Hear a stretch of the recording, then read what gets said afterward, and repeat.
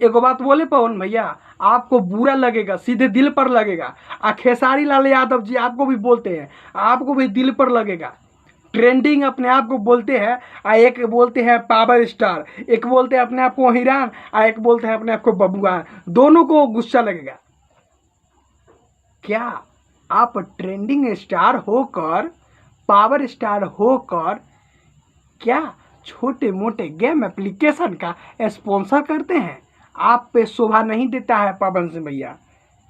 खेसारी लाल यादव जी आपको भी बोलते हैं, आप पे शोभा नहीं देते हैं जो स्पॉन्सर करते हैं ना। सच बोलता हूँ, इच्छा से आपका फ़ैन हूँ, दोनों आदमी का फ़ैन हूँ। मैं भोजपुरी के तमाम कलाकार का गाना सुनता हूँ, मैं किसी एक कलाकार का गाना नहीं सुनता हूँ। लेकिन मैं आपको सूचित करना चाहता हूँ, जब आप स्पॉन्सर करते हैं ना, आपको अच्छा नहीं लगता है, शोभा नहीं देता है। आप बड़े कलाकार होकर और छोटे मोटे स्पॉन्सर पैसा के लिए स्पॉन्सर करते हैं। आप तो इतना पैसा तो गाना से गा लेते हैं, एक ऐसे एक्स्ट्रा गाना गा देंगे तो आपको पैसा हो जाएगा। क्या ज़रूरत है स्पॉन्सर करने का? उससे बच्चा का एडिशन होता है, लत लगेगा गेम का।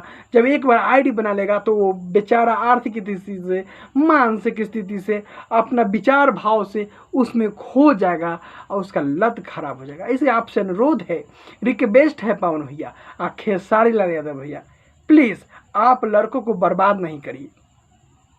आप गेम का एप्लीकेशन, हाँ, कोई अगर आपके पास किताब, नोटबुक, बुक्स का स्पॉन्सर आता है, आप बिल्कुल कीजिए, पैसा लेकर कीजिए, हमें दुख नहीं है, ताकि उस बच्चों को आपसे प्रेरित होकर पढ़ने का मौका मिलेगा। आपके स्पॉन्सर बातों पर उस बुक को परचेस करके पढ़ेगा, जिससे उसको नॉलेज होगा।